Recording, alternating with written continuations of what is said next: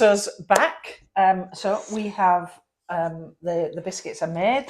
We are now recovering from the technical trauma that we had earlier on, because we're using Geraldine's phone and not mine. So we have wondered whether Father Christmas might still be available, and that maybe I should have asked him for a camera.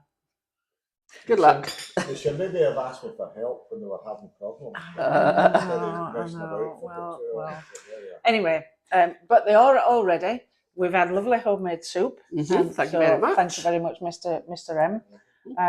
And now we have our coconut mint choc chip delights, and this is the best bit that we get to actually taste them. So look forward to this. Here goes. Yeah. And all the munching and stuff I can cut out. Right. Yeah. Why? Well, we don't want people to see us eating it. But you can literally taste the chocolate and the mint and the coconut. The three main things. It's not like one is overridden by. No. Did we just get you just to say that again? It's a clean taste, if you like. But I mean, I'm not. I think you said under your breath, it's very nice. I'm done. To get a compliment from Mr. M means that it's absolutely delicious. Right. The best yet. Well, no. I don't eat a lot of cakes. And I don't normally like creamy stuff like that. It's not the. For me, if you were asking me honestly, then the cream would be half that filling. That was me that put the cream on those ones. No, I don't like a lot of stuff. I had no idea what my volume was going to land. I think the semolina works. A lot of people like it. You know?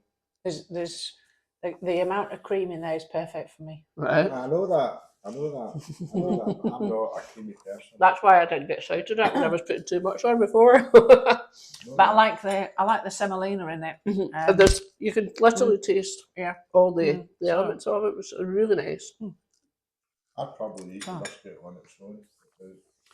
Well, we did actually sample one because we had an odd one, so we sampled it, and I think they would be very nice just as a little biscuit. Variation. Yeah. So these biscuits came about. Even though you put jam in it. No. So these biscuits, as I said right at the start, these biscuits came about because I was doing an author talk at the school in Girvan, so primary school, and at the end I gave them all pieces of paper.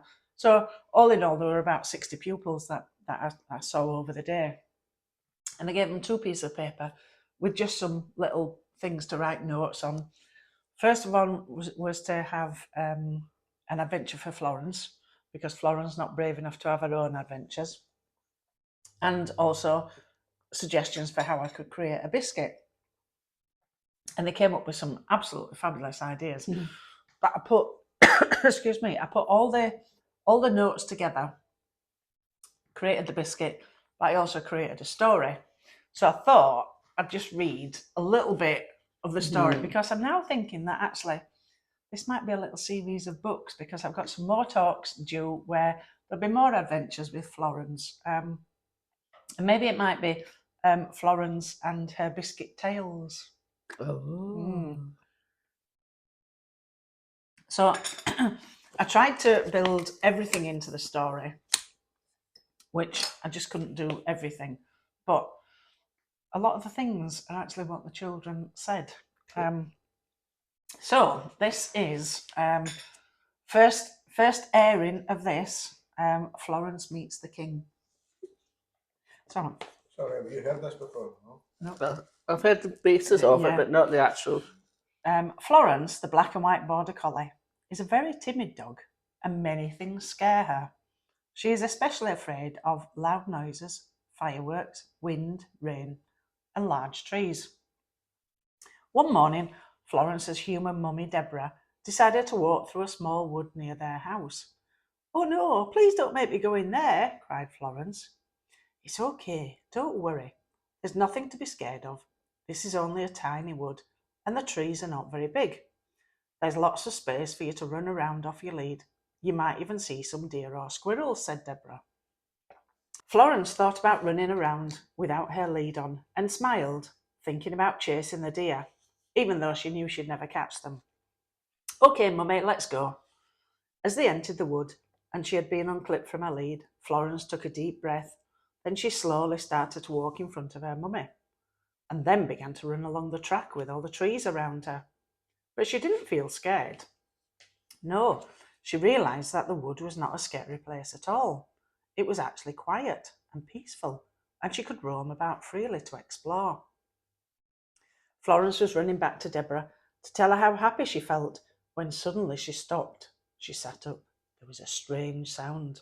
What was it? Now she wasn't happy. She was scared and ran to snuggle up to Debra's legs. Can you hear that noise, Mummy? It's like somebody's crying. What shall we do? And that's Florence's adventure. So leaving us in suspense. yes, but it does involve Buckingham Palace, the King, and Mount Everest. Oh, And an Arctic unicorn. of course. Of course. I didn't even know there were different types of unicorns. Yes. This is an Arctic unicorn. Never heard of an Arctic unicorn. Talking about writing then. So all the stories and the tales from your adventure, your 6-month adventure, where you just went for a little bit of a walk, accidentally went for a walk, you're now going to be creating a book, turning your words into a physical book. Yeah, which will be fabulous.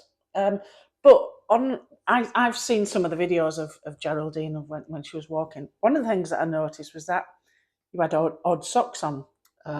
So I see you've got a little bit of a story about your odd socks. So, shows you odd socks. Oh, I've got my odd socks. Yeah, I'll happily show you my odd so socks. tell us this. Read us this out about why odd socks. Why odd socks? So I was making a Toy Story themed wedding cake for my nephew Andrew and his wife Sam's wedding. I had Mum with me at my house when I just needed to finish off the last few bits of decoration. Mum asked if she could help me, and in years gone by I would definitely have taken up on this offer. But with her dementia, it reminded me of the need that you can have to give a 3-year-old an important job, just so that they're distracted enough to leave you to get on with what you're doing. I asked Mum to do me a huge favour and to take my dry laundry off the clothes horse and fold it in a pile on the chair. I set up her very own workstation behind me in the kitchen, the laundry, a chair for her to sit on, and another for her to put my clothes. She was happy with this task and set about to work with a smile, a job that she spent 50 years perfecting as a mum of 9. I got on with working out how to create Buzz's waistcoat and Mr. Potato Head's face as Mum chatted away in the background. Every now and again she would say, "This is quite hard." And to be honest, without turning around, I'd just jeer along with, "You're doing a great job. Thanks for all your help." And it seemed to motivate to keep her going. It was clearly about 45 minutes was the limit of her concentration, and she asked if it was time to go home. We had another cup of tea and a biscuit before I helped her into the car and took her home. It was only when I returned to take my laundry upstairs that I realised that all the socks were rolled into pairs, except there wasn't a matching pair amongst them. Mum was also almost blind by this time, and it's clear that she had worked as much by the feel of the socks as the colours and shapes on them. Even my 4 pairs of walking socks, 2 pairs of different materials and 4 colours, were matched, but still in the odd colours. My socks have never been worn as a matching pair since. That's a lovely story for that. Nice way you think. Yeah. Yeah. Every time you get dressed in the morning. Yeah. Absolutely. I'm sure that's what you do. The odd socks. Yeah. Do you think that way when you get dressed in the morning? Well, I do, because if I pick out, it's great, because you don't need to organise the socks at all in the drawer. And if I pick out 2 the same, I think, oh no, I can't. But yeah, it does, Yeah. and it's making me, having read that now out Yes. to you guys, and I know it's the first that you've Yeah. really heard that. It's quite getting me. emotional. Yes. Quite emotional, Yeah. yeah. Yeah. Very good. Yeah. So, Yeah. Silly things to other people, but not to you. and that, because I know there are some people, some of my friends that are quite, not OCD, but quite particular about matching, and they initially sort of react to, and then I give them, okay, you can get away with it. You're allowed. You've got a good Yeah. reason. Yeah. So I've got permission to wear it on socks. So, and I see that you've got a little. Tell us about this book. So this is.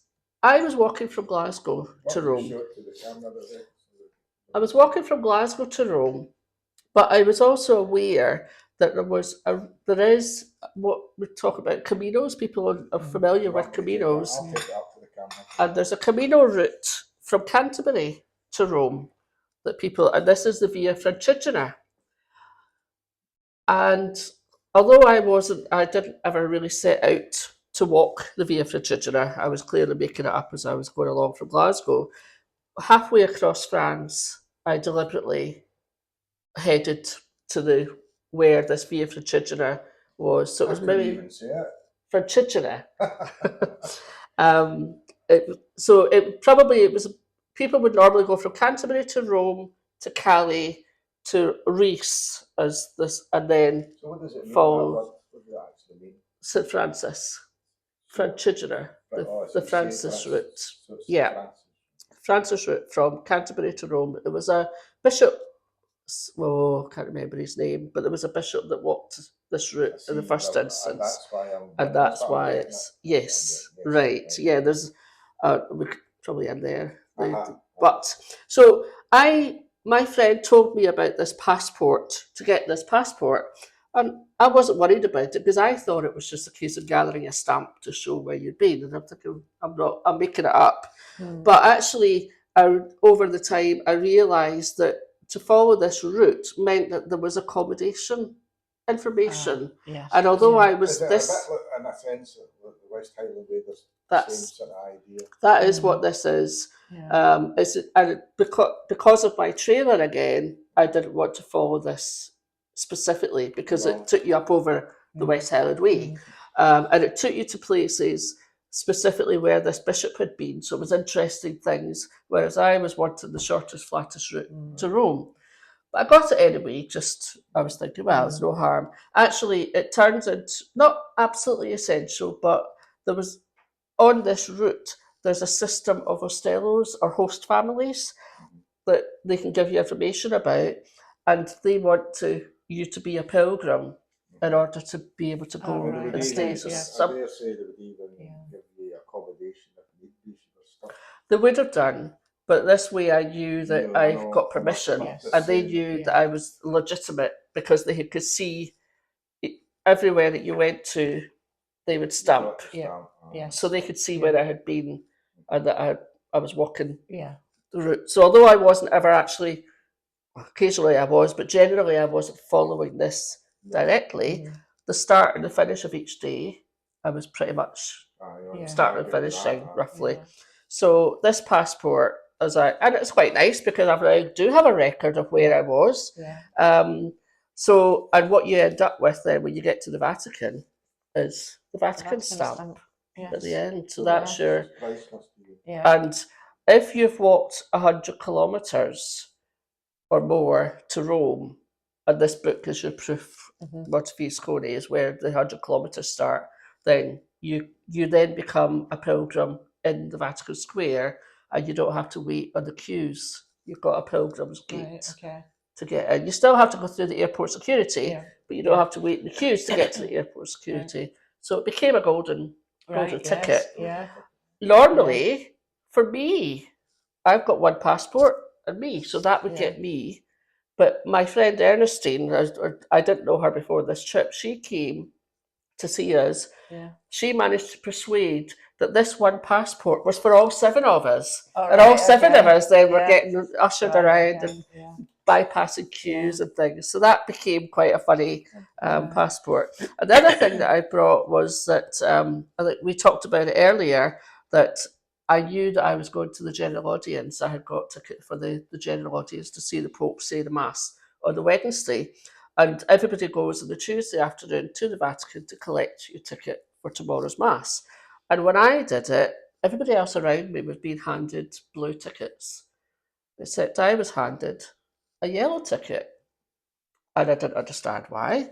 And the Swiss Guard says, you are being presented to Pope Francis Wow. tomorrow. Yeah. And this is the ticket that I had. And I had a ticket for the general audience for Uncle Desmond, except, and I panicked.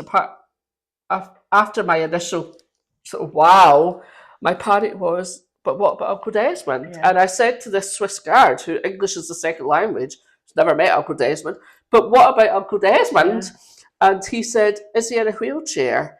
And I said, well, yeah, we've hired one for the week just to help him.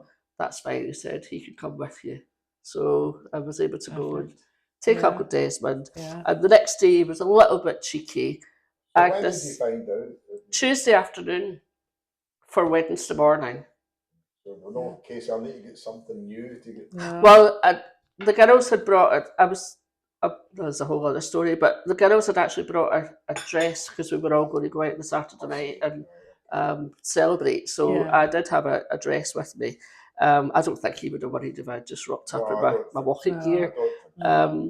Yeah. But Brilliant. yeah, Brilliant. that was. But the cheeky thing that we did was when Agnes, they were staying at different accommodation. Agnes, Uncle Desmond's daughter, had brought him to the square. We were meeting in the square, and I was to go in this gate, and Agnes then could go in. And I said to Agnes, well, you're holding the chair. I've got my ticket. Uncle Desmond is allowed to come with me, but somebody needs to push the wheelchair. Just stick with us. We'll see how. And the three of us got to go up. So Right. Agnes was there as well. Perfect. That was a bit cheeky, Perfect. but Yeah. Yeah. and that was my parish priest and the Archbishop of Glasgow had arranged this unbeknown to me. Yeah. And I'm pleased that they didn't tell me about it because A, I would have worried about it. And B, I think all the other things that were happening to me, I was enjoying and remembering. Whereas I think I probably would be thinking, yeah, but I'm going to meet the Pope. Yes. Yeah, but I'm Yeah. going to, and I would have dismissed things that Yeah. I didn't dismiss because I didn't know about it. So that was good. So overall, then, I mean, it's an incredible feat for you to do. Incredible feat for you to do. But what is the message that you're giving out about that? I know you've talked about kidnapping. Yes. What is it that you're in your talks? What's the message that you're giving out? Say that again. What you're Kidnapping. Kidnapping. Kidnapped with kindness. Kidnapping. And that's what I sort of refer that to when I was, being allowed to camp in back gardens or pub gardens, or I would go into a pub and they would ask me what I was doing. This is on the house, you're walking to Rome. So I was on a free food tour of Britain, and I was kidnapped as well across Europe.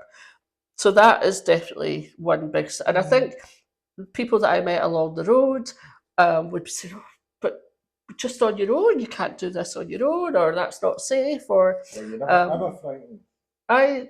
Apart from the scary pub, which I was scared of afterwards, rather than when it happened, What nothing was scary. Oh, well, we've We'll already come back had to that. the scary We'll- pub. It's on one of the earlier videos. No, we'll talk about that again. Yeah. So the kindness is definitely one big thing, and I think what I wanted to also say about that was that letting people be kind, allowing people to be kind, but also it's easy for us all to think the world is scary and bad, and it's only bad things that happen. And if nothing else, I think the people that are at my talks come away realising that people are good. The other main message that I do talk about is about the Alps and the putting one foot forwards and the fear of the Alps and just this 2,000 miles is going at your own pace. Yes. The story that I particularly described that was a young girl that I met on the first day of climbing the Alps, a young Italian girl with a dog, and she said, "Oh, we could walk together." And I was like, oh, it's okay, I walk slowly. She says, oh, we'll walk slowly, we walk slowly. And within a few hundred metres, I realised that her slow and mine were different. But I didn't have the guts to say, carry on. So eventually, after about an hour, we stopped for a cup of tea and a croissant. And then I deliberately ordered a second cup of tea, hoping that she would then get fed up Right. waiting. And she Yeah. did eventually. I'll just walk on, and that was great. I met her the next day, and I spent far too long taking videos and photos of some goats until she eventually got. Right. But I okay. realised that I can't walk at somebody else's pace. I No. need to walk at my pace. Yeah. We're always like that. Yes. Yeah. And that's not just in walking, is it? It's Anything. take life at your own pace. Yeah. Whatever your pace is the right pace for you. Don't try to keep up with somebody else, or don't even complain if somebody's walking too slowly or doing something at a different pace, whether it's a lifestyle change or anything. Just your pace is the right pace for you. Perfect. So, well, thank you very much for coming along and being our guest on our Mother Murphy's Beyond the Tearoom. It's been fabulous, and I'm looking forward to seeing the book coming out. So, and obviously a plug with my two books that I've done, the Magical Tea Room on the Hill and Beatrix the Time Travelling Collie. But you can get them, order them from me, and now there's going to be a whole new section of books with Florence's adventures, which school children are having to make up because she is such a scared dog and doesn't do adventures herself. Yeah. But I mean, she had quite an adventure there. Yeah. Thank you very much. Where can people see you? Where can they come? Have you got many talks booked? I have got another. I've done 20 this year. I've got another 7 booked. Most of them are groups. You've done 20 this year? Yes. Already? Yes. In 2024, sorry. Sorry. Okay, rewind. You must have just been not slept. Yeah. I've been giving talks, and in 2024 I gave 20 talks. Right. Okay. Most of them are groups, so walking groups or retirement groups or Rotary Club. So I all of them really, I've been invited by them to come. So absolutely, I have delivered one at school that went down really well. So I'm happy to go and give the talk to anybody that would like it. I'm on Facebook and Instagram. To be honest, at the moment, I'm not terribly active, but on Instagram, it's at Jed_home to Rome. Okay. Or Facebook is Home to Rome. Home to Rome. But yeah, thank you very much for inviting me along to help with the baking, but more so for the soup and the tea and the cake, the biscuit afterwards. Yeah, no, it's been perfect, and thank you very much.